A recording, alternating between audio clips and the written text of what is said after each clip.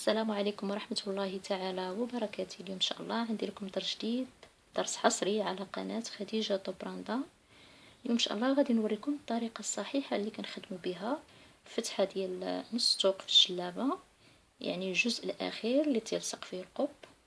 أول حاجة غادي نبداو بسم الله على بركة الله. كما كتلاحظوا أنني خدمت هذا الشريط هذا، يعني الجزء الأول من هذه الفتحة.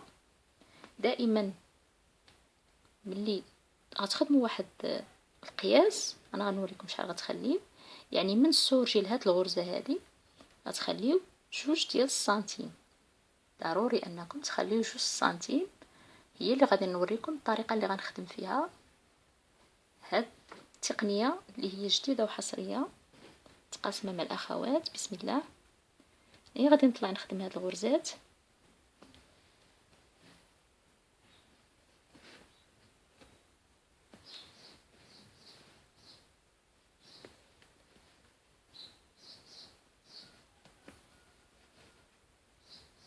يعني شحال ما عندكم من غرزه في هاد الشريط هذا ديال الفتحات، غادي نوريكم الطريقه وانتم غتمشيو على حساب العدد اللي غادي ديال الغرزات اللي غادي يكون عندكم في نص الثوق. لاحظوا معايا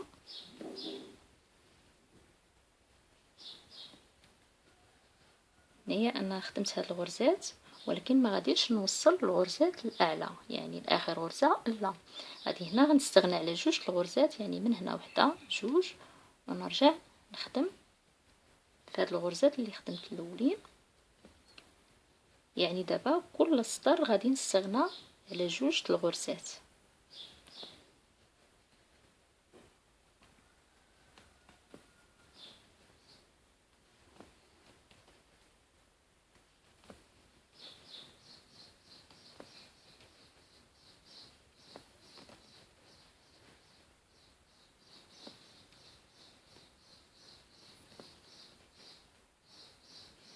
نخدم هنا في الثوب نفس الشيء، نخدم هاد الغرزات.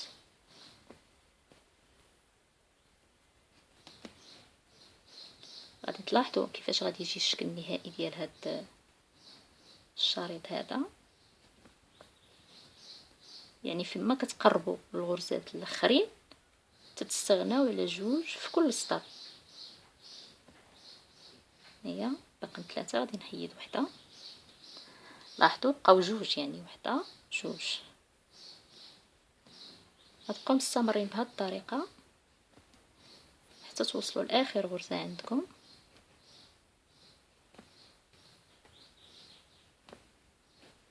وغادي نوريكم الدور ديال هاد 2 غرزات اللي كنخليو في كل سطر، الدور ديالهم غادي تشوفوه في الاخر ان شاء الله.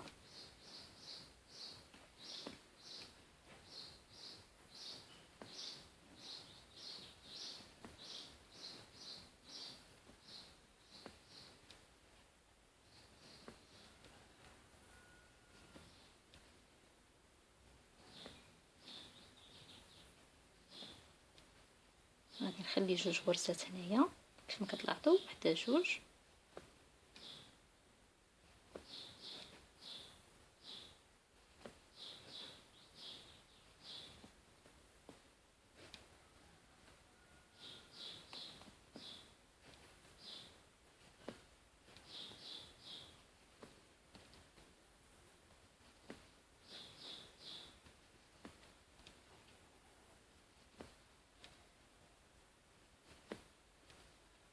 كذلك نفس الشيء غادي نخلي 2 غرزات وغادي نكمل.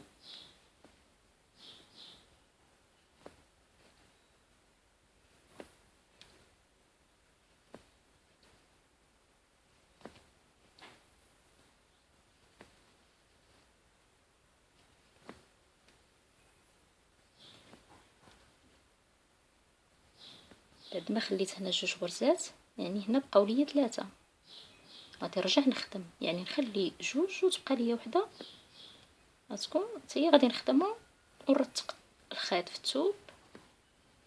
يعني هنا 3، نخلي 2 غنخدم هذه، نرجع نخدم فيها صافي. غادي نثبت، يعني هنا تيبقى لكم نصف سنتيم، هاد نصف سنتيم هو اللي غادي نطويو.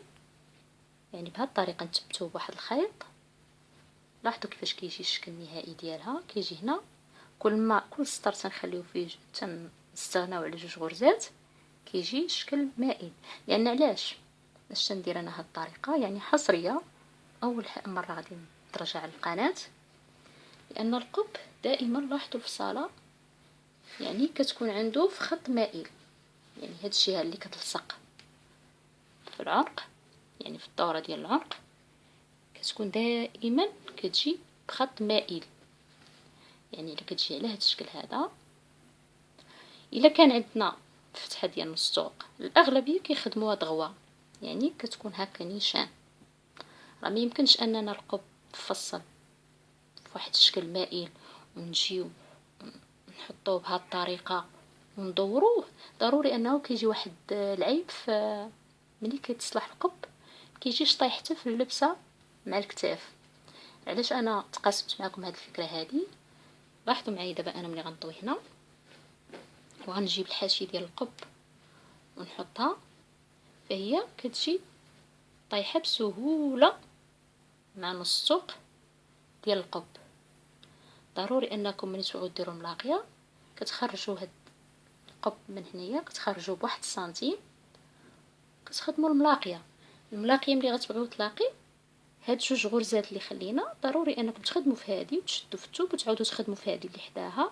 يعني ما تفوتوهاش ضروري تخدموهم كاملين فيما توصلوا عند وحده تخدموا اللي حداها. يعني كتجي هاد الطريقه كتجي رائعه كنتمنى تجربوها. وبالنسبه للجهه الثانيه كذلك نفس الشيء غادي تخدموا الشريط وملي توصلوا تقربوا بعد السورجي هنايا كتخليو 2 سنتيم كما وريتكم في الطريقه. يعني هنايا 2 سنتيم كتخليوها هنا. يعني ملي كتخليو 2 سنتيم صافي كيجي الدور انكم كل سطر طيحوا فيه 2 غرزات باش تحصلوا على هذا الشكل هذا. كنتمنى هذه الفكره نال اعجابكم ان شاء الله وتكون واضحه. الى عجبكم الفيديو ما تنساوش الاشتراك في القناه وعملوا لايك للفيديو باش دائما يوصلكم الجديد. الى درس اخر بحول الله والسلام عليكم.